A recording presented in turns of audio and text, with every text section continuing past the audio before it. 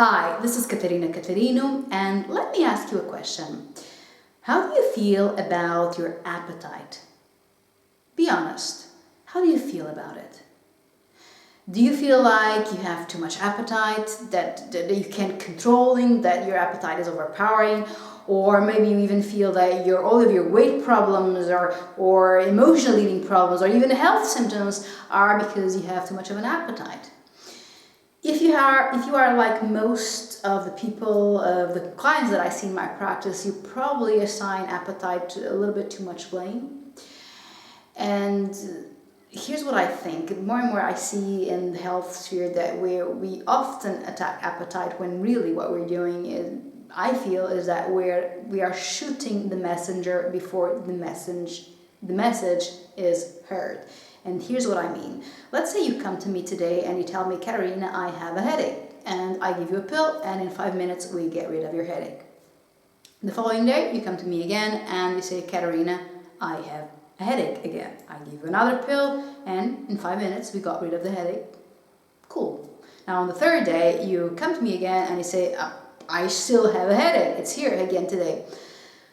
So I give you a pill, but this time I decide to follow you home. And once I get there, what I find out is that you get into your room and you start banging your head against the wall.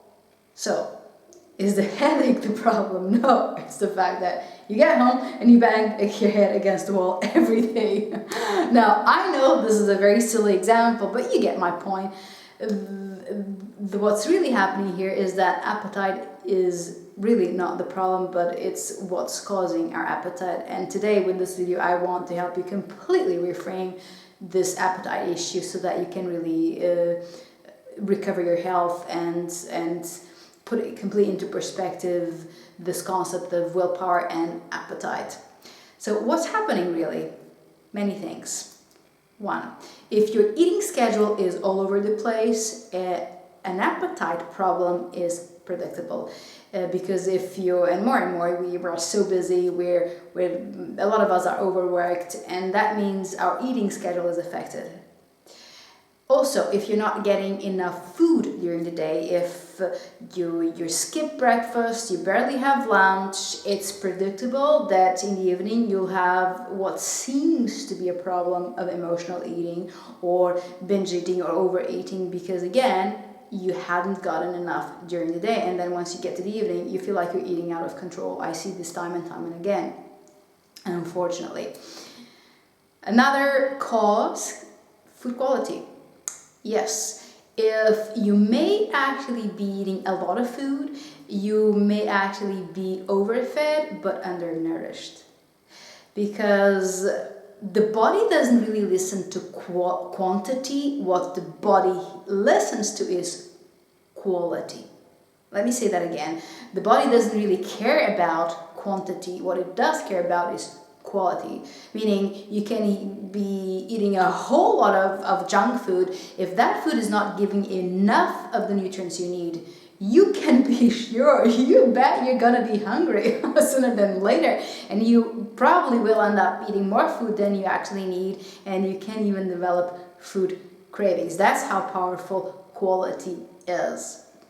Another aspect is sleep, believe it or not. Yes, lack of sleep has the power to up your levels of ghrelin, which is one of the hormones known to be responsible to increase your levels of appetite, and it has the power to lower your levels of leptin, which is one of the hormones responsible to actually suppress your appetite. So if you want to regulate your appetite and be less hungry, get yourself some nice, good quality sleep. Finally, I see this very often, one of the key components for us to feel like we have too much of an appetite is not being nourished, not just on a physical level, but on a psychological, emotional level. Now, your brain is very smart. But it's not smart enough to tell you when you're lacking intimacy, when you're lacking connection, when you're lacking rest, when you're lacking self-care, when you're lacking something emotionally, psychologically, when you're lacking desire, when you're lacking fulfillment, a sense of purpose, a sense of fulfillment, a sense of having a dream in your life, when you're lacking something and that something is powerful enough, your brain is not going to tell you you're lacking that. Your brain is going to tell you, you need a cake. You need a cookie. You need to eat this whole bag of chips. That's what your brain is going to tell your body. So one of the most powerful and self-empowering exercise you can do for yourself, for your health, for your physical, psychological, emotional health, and for you to develop also a sense of maturity and of self-connection, is to do the following journal exercise. What in my life nourishes me? And these can be foods, special foods that nourish you at a deeper level. These can be people that nourish you. These can be places you go to that nourish you. These can be experiences that nourish you. These can be so many things. What nourishes you on a physical, psychological, emotional level? Write it all down.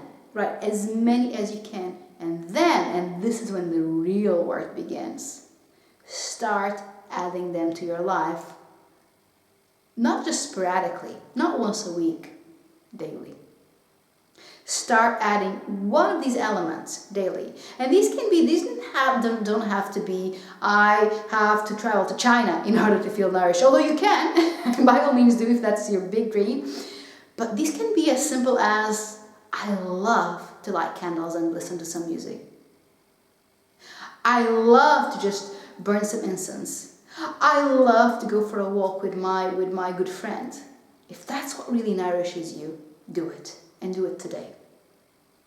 So my friends, I hope this was inspiring to you. I hope this was useful. If it was, please let me know. I'd love for you to let me know, adding a like or posting a comment below. Thank you so much for watching, and until next time.